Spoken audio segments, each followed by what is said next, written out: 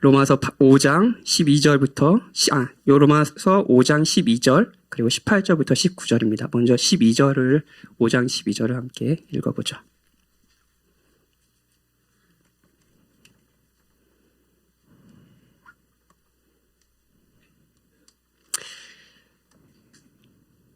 예, 우리 세 절이니까요. 그냥 같이 읽죠. 12절입니다. 다 같이 읽겠습니다. 그러므로 한 사람으로 말미암아 죄가 세상에 들어오고 죄로 말미암아 사망이 들어왔나니 이와 같이 모든 사람이 죄를 지었으므로 사망이 모든 사람에게 이르렀느니라. 아멘. 18절 19절입니다. 5장 18절 19절 이것도 같이 읽어보죠. 많은 사람이 정죄에 이른 것 같이 한 의로운 행위로 말미암아 많은 사람이 의롭다 하심을 받아 생명에 이르렀느니라.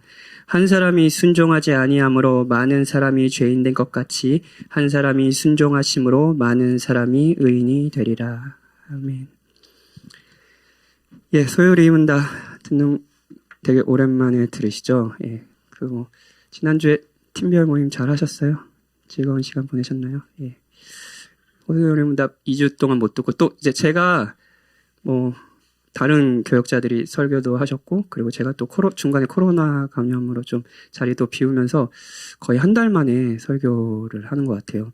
그래서 요즘에 이렇게 만나는 청년들이 목사님 되게 오랜만에 만나는 것 같아요. 막 이런 얘기를 하더라고요. 제가 설교자로 못 만나보니까 그런 것 같아요. 매주 보긴 하는데, 예, 좀 그 시간이 좀 남다른 것 같아요. 그래서 저도 설교자로 여러분을 이렇게 만나게 너무 기다렸고, 또 이렇게 만나게 돼서 너무 반갑습니다. 잘 지내셨죠? 예. 벌써 오늘 이제 16문이거든요. 16문을 하는데요. 지금까지 이제 올 초부터 쭉 달려왔는데, 이번에 이제 10번째 설교더라고요. 소요리 문다. 16문을 하는데, 지금까지 배웠던 내용을 조금 정리를 하고, 그래서 오늘은 한 문밖에 안 할 거예요. 좀 지금까지 내었던 걸 쭉 정리하고, 그리고 한 문을, 16문을 같이 배워보는 시간을 가질 거예요. 중간에 소요리 문답을 이제 하는 중간에 오셔서 이 소요리 문답을 왜 배워야 되고 이게 뭔가라는 거 좀 모르시는 분들이 계실 것 같아요. 그럼 혹시 그런 분들이 계시다면 이제 첫 번째 설교에 교리란 무엇인가라는 설교를 제가 했습니다.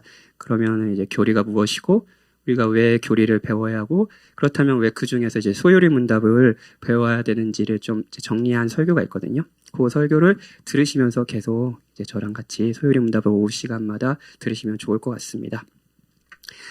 지금까지 내용을 살펴보겠습니다. 예, 그리고 16문을 살펴보죠. 이제 1문 1답 기억나시죠? 1문 1답은 전체 소요리 문답의 방향을 제시한다고 말씀드렸습니다. 인간의 제일 되는 목적이 무엇이냐? 사람의 제일 되는 목적이 무엇이냐? 라고 했을 때 그냥 목적이 아니었죠? 뭐요? 제일 되는 목적. 그러니까 제가 어떻게 표현했냐면 더 이상 왜라고 묻지 않아도 되는 목적. 예. 그러니까 최종적이고 이거는 뭐 더 이상 예를 들어서 제가 우리 누구를 사랑한다 할까? 오가이 전사님 사랑한다고 하면 여러분들이 왜 오가이 전사님 사랑해요? 그냥 오가이 전사님 사랑해. 이게 이제 마지막 목적이잖아요. 그런 거죠. 더 이상 왜를 묻지 않아도 되는 목적이에요.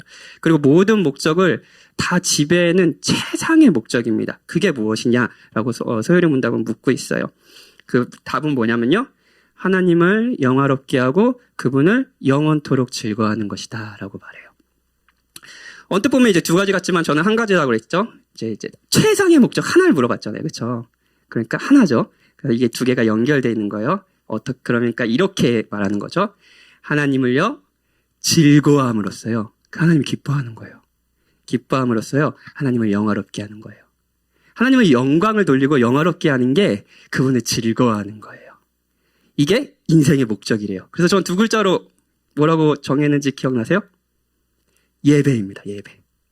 하나님을 예배하는 거예요.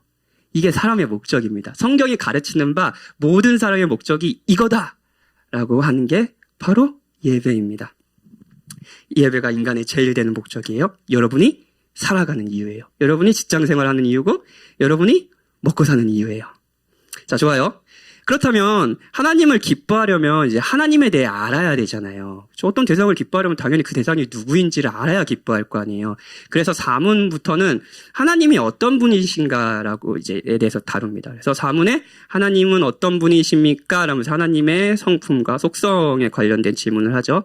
이 답변 정도는 저는 외우면은 참 여러분이 기도할 때 하나님이 어떤 분이신가를 생각하면서 기도하는데 되게 유용할 것 같아서 4문 정도는 외우면 좋겠습니다 라고 제가 말했던 것 같아요.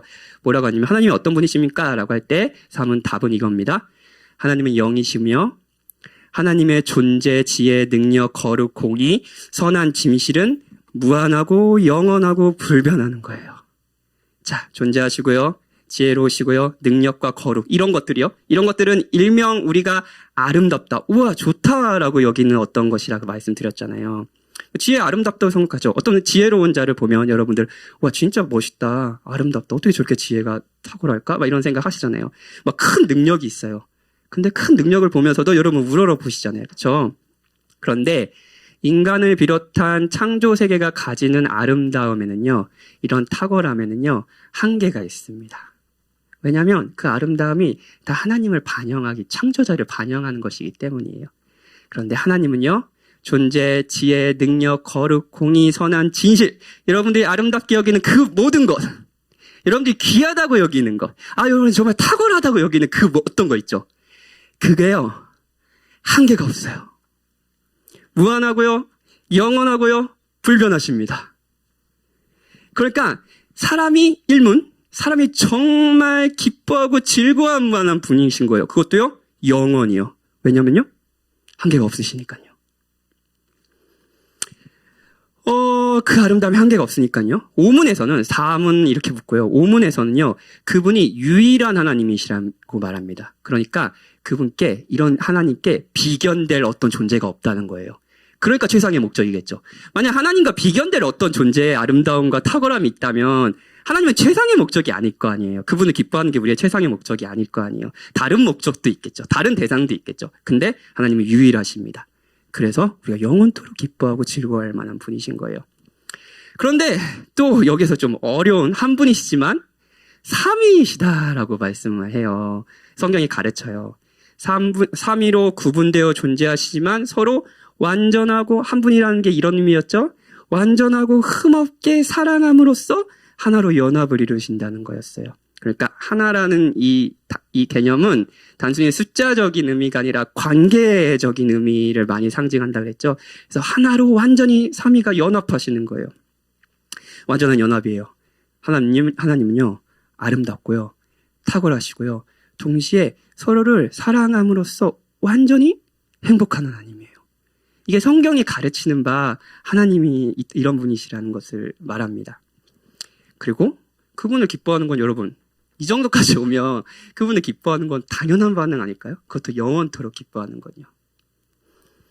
7문부터는 하나님의 성품뿐만 아니라 하나님이 하신 일, 하나님의 사역을 통해 하나님이 누구인지를 알려줬습니다. 우리는 하나님의 일을 통해서도 하나님이 누구인지 알 수 있다고 했죠. 작정, 기억나세요? 작정. 하나님의 영원한 계획과 목적입니다. 이렇게 했던 작정이요. 모든 일에 있어서 하나님의 영원한 계획과 목적이 있다라는 거죠. 그냥 일어난 일, 진짜 모든 것이요, 다. 하나님의 계획과 목적이, 영원한 계획과 목적이 있다라는 거예요. 그리고 그 목적이 뭐냐면 자신의 영광이라고 그랬어요. 그렇죠? 자신의 영광. 자, 사람의 제일 되는 목적이 뭐죠? 하나님을 기뻐함으로 하나님을 영화롭게 하는 거라 그랬죠? 하나님이 모든 일을 이루시는데 계획과 목적이 뭐라고요? 자신의 영광이에요. 그러니까 사람의 제일 목적이 하나님의 목적이기도 하신 거예요. 이건 반드시 이루어집니다. 그래서 자, 이게 작정이에요. 그리고 작정은 두 가지로 나뉜다 그랬어요. 창조와 섭리죠. 하나님께서 그분의 능력 있는 말씀으로 만물을 지으셨습니다. 하나님은 창조 만물을 기뻐하셨어요. 좋다고 하셨잖아요. 하나님은 창조 만물을 기뻐하셨어요. 진짜. 특히 하나님께서는 인간을 창조하셨는데 자신의 형상으로 창조하셨습니다. 인간을 자신의 형상, 이것도 되게 중요한 개념이에요. 자신의 형상으로요. 그래서 소요리 문답에서 이 인간의 창조에 대해서 이런 이야기를 해요. 하나님의 형상대로 지식과 의와 거룩이 있었다고요. 지식과 의와 거룩이 있었다고요. 특히 인간은요, 의로움을 알고 찾는 존재로 창조받았다는 거예요. 의로운 존재로 창조받았다는 거예요. 자, 의로움을 여러분 어떻게 생각하실지 모르겠어요. 근데 다양한 방식으로 설명할 수 있지만 저는 이렇게 설명하는 걸 되게 좋아해요. 이게 이제 그 존 팔포 목사님의 설명인데, 제가 예를 들면 동석이 제가 동석이를 사랑해요. 동석 사랑해. 여러분 이상하다고 생각하지 않잖아요. 그 목사님이 뭐 성도 사랑하는데 이상해? 뭐 그러죠. 근데 이제 제가 동석이를 제 아내보다 사랑합니다. 그러면 이제 여러분 뭐 일단 눈빛이 좀 이상한 그렇게 느끼시잖아요. 이거 여러분 느낌상으로 약간 이거 불이한데? 라는 생각 드시지 않으세요? 제가 그냥 동석이 사랑한다고 했을 때 그냥 이상하지 않은데 제가 동석이를 아내보다 사랑해요. 그러면 여러분 이거 불이한데? 라고 생각이 드실 거예요. 그렇죠? 그런 의미에서 존 팔포 목사님은 하나님의 기쁨이란 책에서 의로움과 불의함을 이렇게 정의하면 한번 들어보세요. 저는 이 정의 진짜 좋아해요. 그리고 이 정의가 의로움을 설명하는 뭐 탁월한 방식 중에 하나라고 저는 믿습니다. 한번 들어보세요. 최고로 가치 있는 것에 최고의 가치를 부여함으로 모든 정당한 행동이 뒤따르는 것이 곧 의로움의 극치다. 반면에 전혀 가치 없는 것에 최고의 애정을 쏟아 부음으로써 모든 부당한 행동이 뒤따르는 것이 불의함의 극치다. 돈을 좋아하는 것 자체는 불의한 것이 아닙니다. 그렇죠? 근데 사람보다 돈을 더 가치 있게 여기며 탐욕적으로 사는 것은 불의한 것입니다. 그래서 여러분들이 이제 여러분의 사장님들을 욕하고 계시잖아요. 그렇죠? 불의해. 그런 의미에서 처음 하나님의 형상으로 지음받은 인간이 하나님의 형상대로 의로움이 있었다는 것은 뭐냐면요. 이거예요, 여러분. 최고의 가치이신 그 하나님을 최고의 가치로 부여하고 기뻐하고 즐거워했다는 것을 의미합니다. 인간은 그렇게 창조받았어요. 그리고 아담은 의로웠죠. 그런 의미에서요. 그러면서 하나님을 영화롭게 했어요. 사람이 제일 되는 목적이 구원되는 세상으로 하나님은 만드셨습니다. 일문이에요. 그렇죠?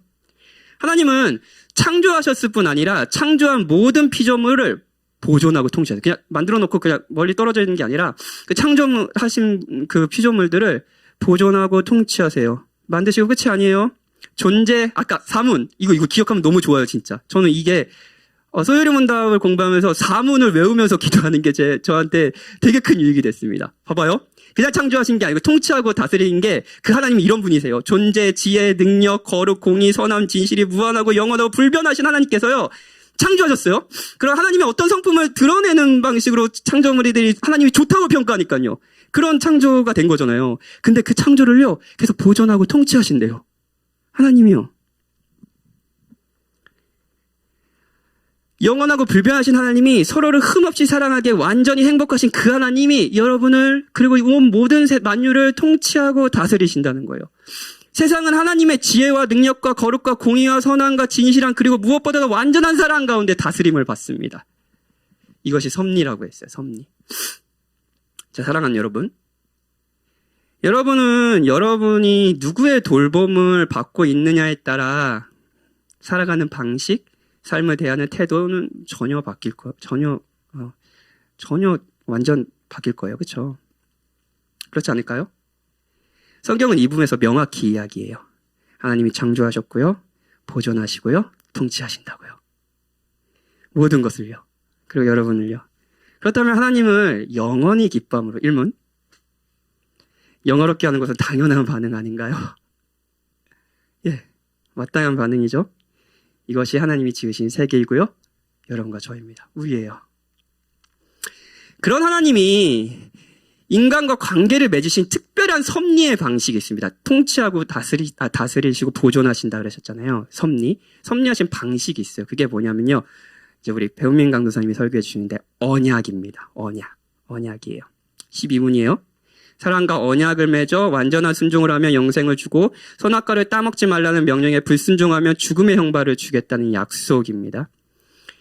하나님께서는 동산 어디에서든지 볼 수 있는 동산 중앙에 선악을 알게 하는 나무를 두시고 먹지 말라고 하셨습니다. 이건 단순히 아담을 괴롭히려는 의도가 아니에요. 예.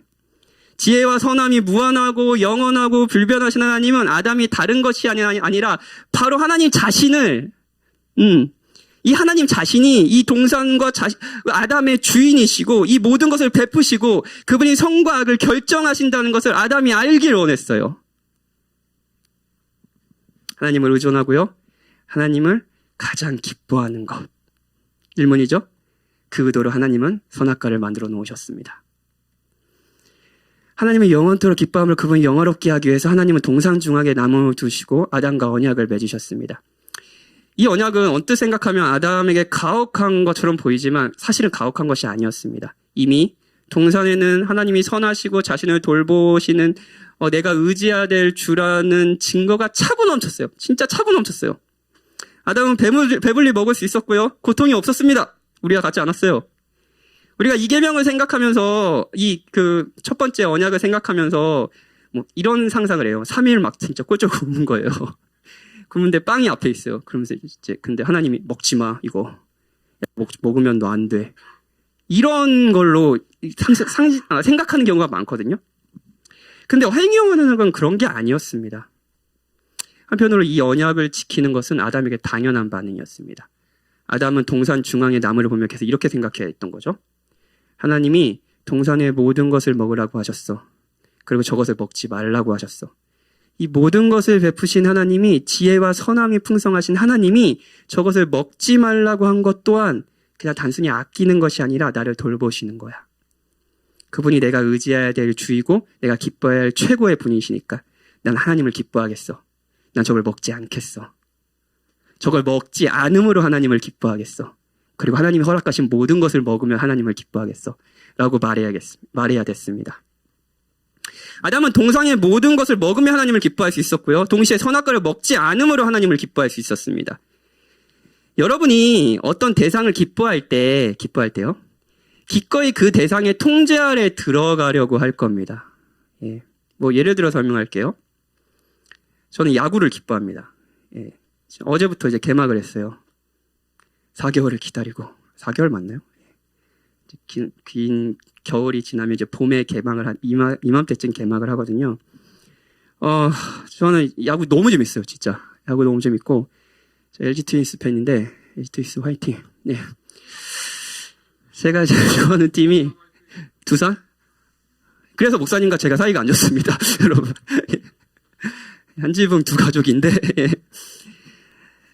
제가 94년도에 우승을 못했어요. 그래서 올해 막 30년의 염원을 푸냐, 막 마냐, 막 맨날 꼴찌하고 잘 못하는 팀이거든요. 예.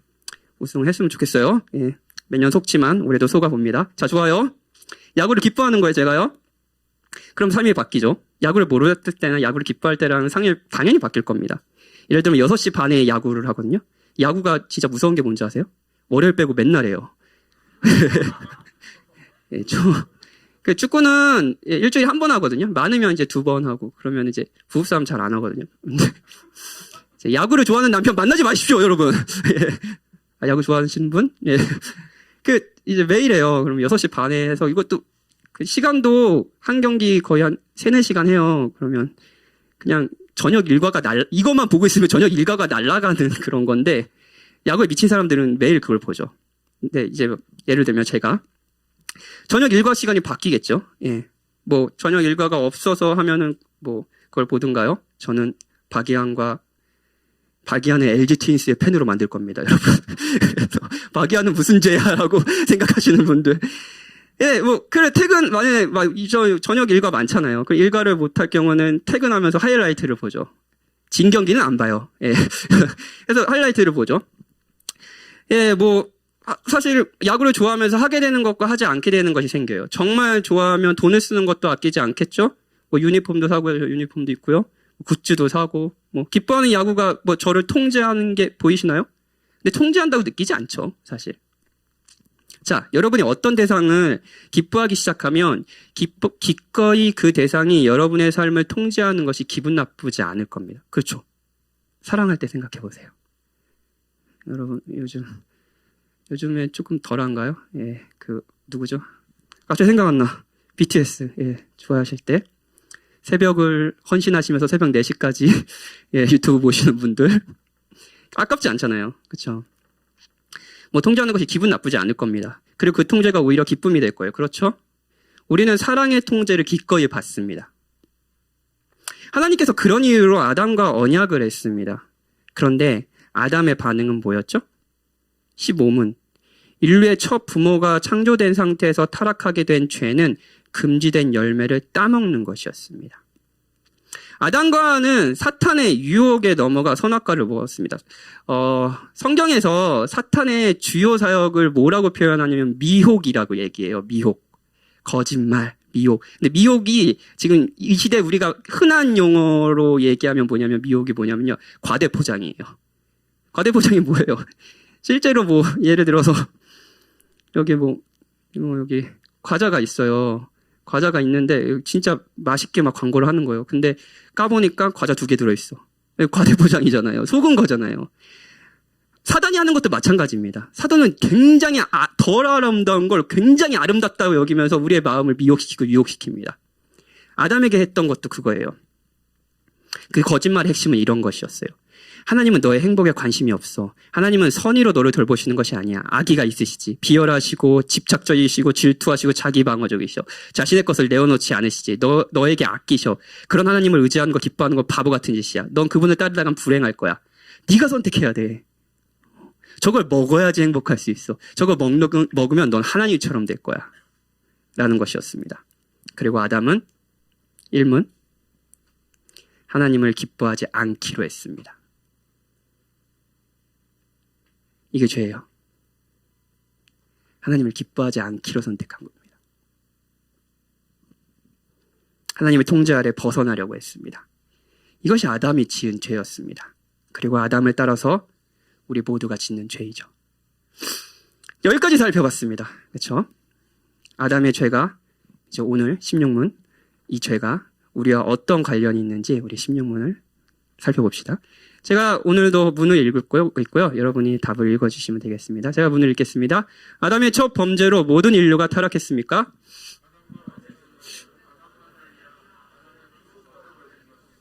정상적인 출생 방법으로 태어난 모든 인류는 아담의 첫 범죄, 아담 안에서 범죄하고 아담과 함께 타락했습니다.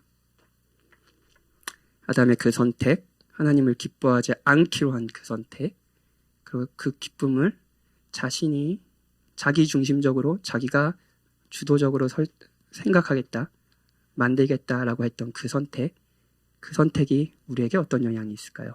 그게 이제 16문 오늘과 다음 주도 살펴볼 내용입니다. 성경은 아담의 이 선택의 영향이 우리에게도 있다고 얘기합니다. 한 개인에 머무르지 않고요. 일단 그 물음은요. 아담의 첫 범죄로 모든 인류, 여러분과 저도 포함되죠? 모든 인류, 아담 이후에 존재했던 모든 인류가 타락했냐고 물어요. 답은 뭐죠? 그렇습니다. 맞습니다. 예요. 그리고 그 이유를 설명합니다. 아담과 맺은 언약은 아담만이 아니라 아담의 후손과도 맺은 것이다. 자, 여기서 어려운 개념이 등장하죠? 그리고 여러분들이 신앙생활하면서 한 번씩 부딪히고 고민했을 한 주제일 수도 있을 것 같습니다. 아담은 단지 개인으로 하나님과 언약을 맺은 것이 아니라 모든 인류의 대표로서 하나님과 언약을 맺었다는 거예요. 그 언약의 대표로서 아담이 그 언약을 맺었기 때문에 그 언약의 결과는 아담이 한 결과는 바로 우리에게도 영향이 있다. 이 결정이 우리에게도 영향이 있다라는 게 이제 성경의 기록이죠. 이 부분에서 여러분은 부당하다고 생각하실지 모르겠습니다. 그리고 굉장히 저도 이거에 대한 튤립 교리 때도 그렇고 여러 가지 교리 시간 때 할 때 되게 이런 질문 많이 되게 원시적이다. 라고 생각하는 분도 계실지 모르겠어요.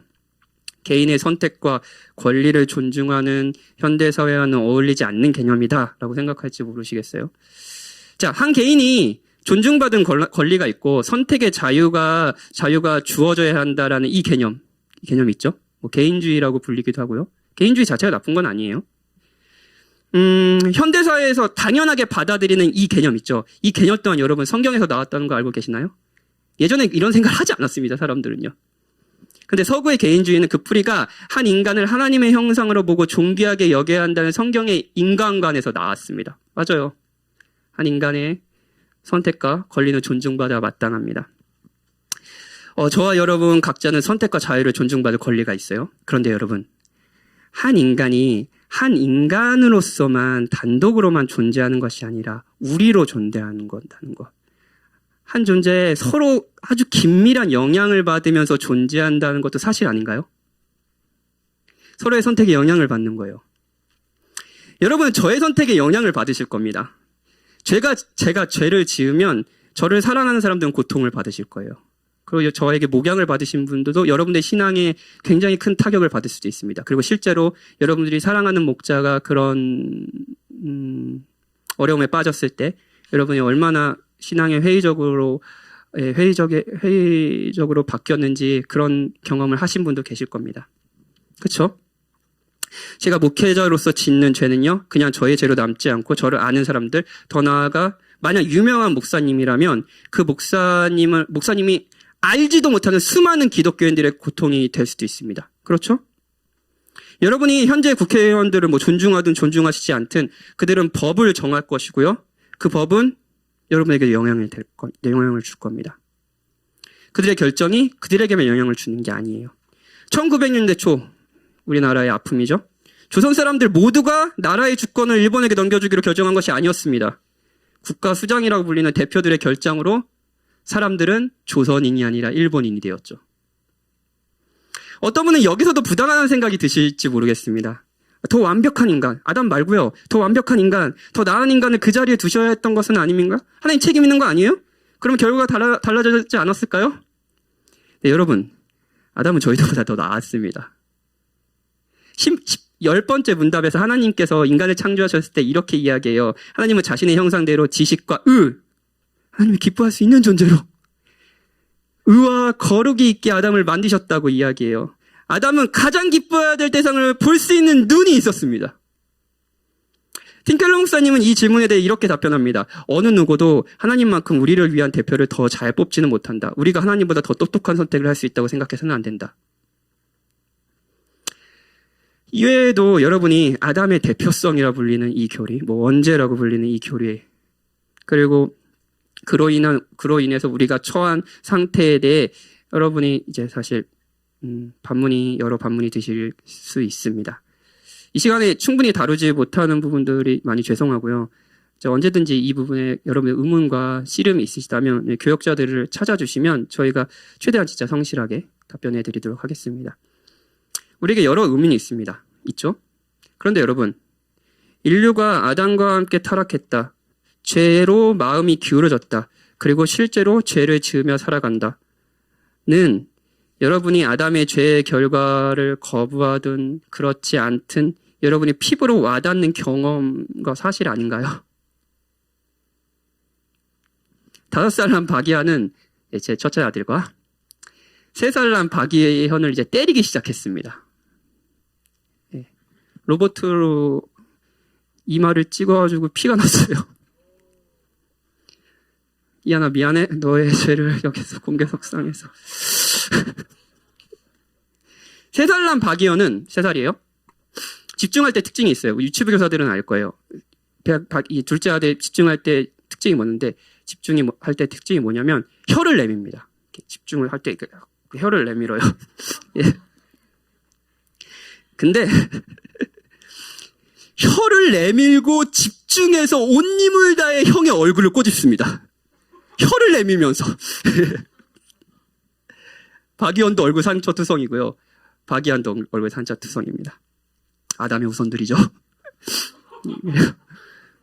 박현진의 후손들. 저는 아이들에게 싸우라고 가르치지 않았습니다. 그런 부모가 어디 있겠습니까?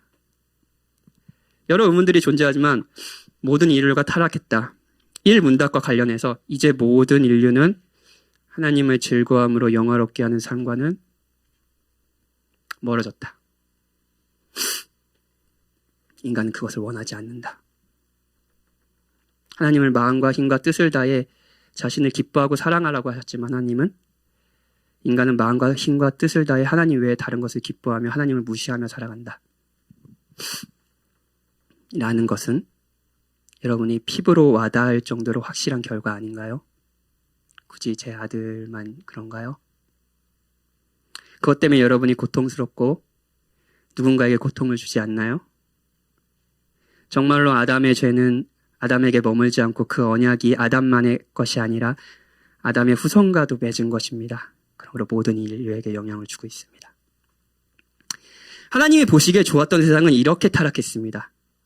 그런데 여러분, 그럼에도 불구하고 지혜롭고 능력 있게 모든 피조물과 피조물의 모든 행동을 보존하고 통치하시는, 이게 뭐라 그랬죠? 섭리! 섭리죠. 하나님의 섭리는요, 인간의 죄로 멈춘 것이 아닙니다. 하나님의 거룩하고 지혜롭고 능력 있는 통치는요, 아담이 죄를 범한 이후에 끝! 그래, 심판! 끝이 아니라 죄인들을 다루는 특별한 방식으로 나타납니다. 이 신문 이후에 본격적으로 다루겠지만 16문 오늘 문에도 힌트가 있어요. 우리 아까 그 문을 다시 한번 제가 읽어드릴게요. 뒷부분이에요. 정상적인 출생 방법으로 태어난 모든 인류는 아담의 첫 범죄 때에 아담 안에서 범죄했고 아담과 함께 타락했습니다. 라고 했죠. 정상적인 출생 방법으로. 소요리 문답은 답에서 그냥 모든 인간이라고 하지 않고 일부러 정상적인 출생 방법으로라는 문장을 집어넣습니다. 왜 그럴까요? 정상적인 출생의 방법으로 태어나지 않으신 유일한 인간이 있으시기 때문이에요. 성령으로 인해 남자를 알지 못하는 여인의 몸에서 태어난 분, 그렇기에 그분은 아담에게 속하지 않는 유일한 인간이었습니다. 그분은 죄가 없었어요. 아담과 같이 타락하지 않으셨죠. 이 유일한 인간은 아담과는 다른 선택을 하셨습니다. 그리고 우리의 모두와도 다른 선택을 하셨죠. 그리스도는 하나님을 기뻐함으로 그분의 통제 아래로 들어가는 것을 기뻐하셨습니다. 아담과 그리스도는 선택뿐 아니라 선택을 하는 환경도 달랐습니다. 아담은 죄가 없는 세상이었어요. 풍성히 먹고 누릴 수 있는 세상이었어요. 울음이 없고 웃음만 있는 세상이었어요. 하나님의 선하심의 증거가 차고 넘치는 세상이었어요. 거기서 선악과를 먹지 말라는 명령을 받았죠. 하지만 그리스도는 달랐습니다. 그가 하나님의 통제 아래 들어가기로 선택해야 될 환경은요, 울음과 고통이 가득한 세상이었습니다. 타락한 세상이었어요. 하나님이 기뻐하지 않는 세상이었어요. 병자들은 죽음과 소외라는 고통 가운데 울부짖고 있었고요. 자신의 삶을 책임질 수 없는 고아와 과부들은 방치되고 있었습니다. 수많은 이가 굶주렸습니다. 무엇보다도 그 모든 이들이 하나님을 기뻐함으로 영화롭게 하는 상과는 무관했습니다. 인간은 서로에게 가끔은 행복과 위안이 되었지만 그보다 훨씬 많이 고통이 되었습니다. 사랑하는 이들조차요. 가족들조차요. 그리스도는 이 세상에 오셔서 이 인간들과 같이 뒹구셨습니다. 굶주셨고요. 우셨고요. 배신당하셨고요. 폭력을 당했습니다. 무시와 혐오를 당하기도 하셨고요. 권력자의 행포에 시달리기도 하셨습니다. 그리스도는 정말 우리가 사는 세상에 오셨고요. 아담의 후손들의 세상에 오셨습니다. 이런 세상에서 하나님의 통제 아래 들어가 하나님을 기뻐하는 선택을 하는 것은 아담과는 비교도 되지 않을 정도로 어려운 선택이었습니다. 오늘 목사님의 설교에 의하면 그리스도가 자신이 고난을 받기 위해 하셨던 선택은 부당한 고난이었습니다. 무엇보다 자기가 가장 중요한 선택, 아까 방금 말씀드린 부당한 고난, 이 죄인들의 죄가 되어 무고한 자신이 하나님의 진노를 받아야 할 선택에 있어서 그리스도는 고통스러워하셨습니다. 하지만 그때에도 그리스도는 하나님의 통제 아래 있기로 결정하셨습니다. 나의 원대로 마옵시고 아버지의 원대로 없소서. 아담은 선악과를 먹었지만, 그리고 그의 후손들이 모든 그 결정의 영향 아래 살게 되었지만 그리스도는 십자가를 떠나지 않으셨습니다. 십자가를 지셨고요. 그를 믿는 자기 백성들이 이 결정의 영향 아래 있게 하셨죠. 그런즉 한 범죄로 많은 삶이 정죄에 이른 것 같이 한 의로운 행위로 말미암아 많은 사람이 의롭다 하심을 받아 생명에 이르렀느니라. 한 사람이 순종하지 아니함으로 많은 사람이 죄인 된 것 같이 한 사람이 순종하심으로 많은 사람이 의인이 되리라. 사랑하는 여러분, 여러분에게 더 나은 대표가 있습니다. 아담이 있습니다. 더 나은 아담이 있습니다. 우리의 진정한 대표가 있습니다. 그리스도의 순종으로 우리는 죄인이 아니라 의로운 이가 되었습니다. 이것이 복음입니다. 아담의 범죄가 우리에게 준 영향을 피부로 와닿는 결과인 것 같이 그리스도의 순종이 우리에게 준 영향과 결과도 피부로 와닿는 현실입니다.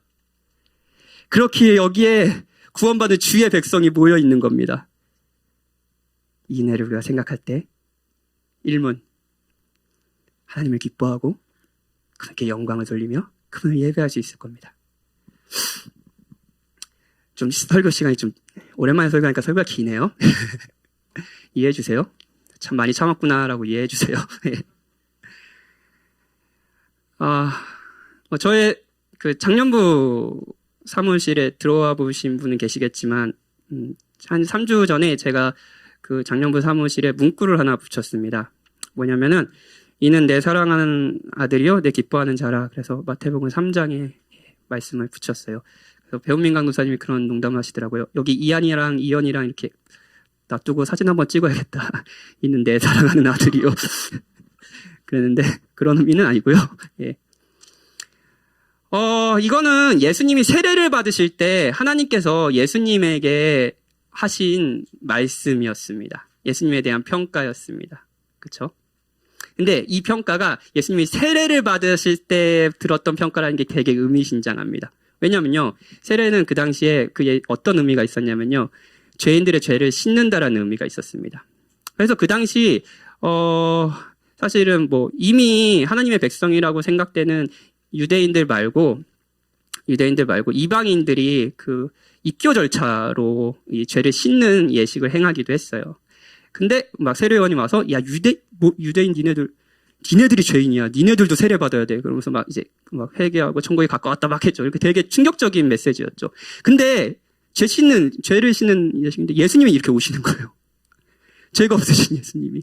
그러니까 세례요한이 제가 어떻게 예수님께 세례를 베풉니까? 막 이런 얘기를 해요. 그러니까 예수님이 그래도 받으시거든요. 예수님이 죄가 없으신데 왜 세례를 받으셨을까요? 많은 신약학자는 이 부분을 이렇게 생각합니다. 그분이 죄가 없으시지만 죄를 씻는다고 예식을 받으신 이유는 그분이 진짜 모든 죄인의 자기 백성들의 죄인들의 대표가 되시는 거라. 입관식이었습니다. 오늘 막 목사님이 그 십자가를 왕의 대관식이라고 했는데 어떻게 보면은 죄인들의 대표로서 그분이 입관식을 하는 거죠.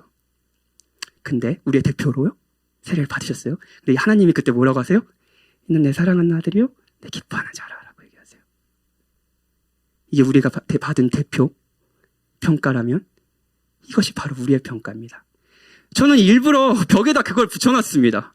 왜냐하면 그 벽 밑에 항상 신방 대상자들이 앉거든요.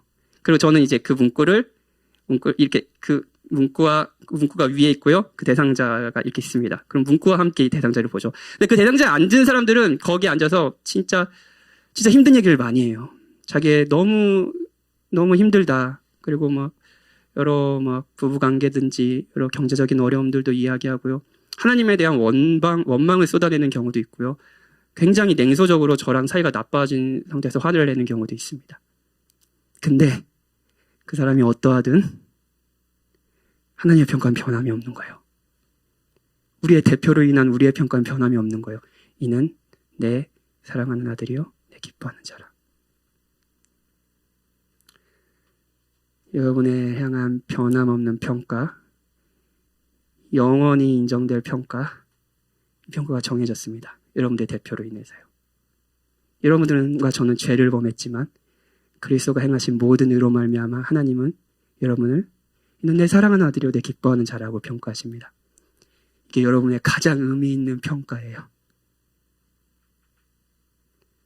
그렇다면 그 하나님은 영원토록 기뻐하고 즐거워할 만한 분 아니실까요? 하나님은 영원토록 기뻐하고 즐거워하는 것은 손해보는 것이 아니라 가장 당연한 반응이고 우리가 마땅히 해야 될 반응 아닌가요? 그리고 그분의 통제 아래 들어가서 그의 말씀에 순종하는 것은 억지로 사는 삶이 아니라 그분의 선하심을 기대하면서 그분의 통치를 받는 것 아닐까요? 하나님을 기뻐하십시오. 그리스도가 여러분의 대표이십니다. 우리 같이 찬양하고 기도합시다.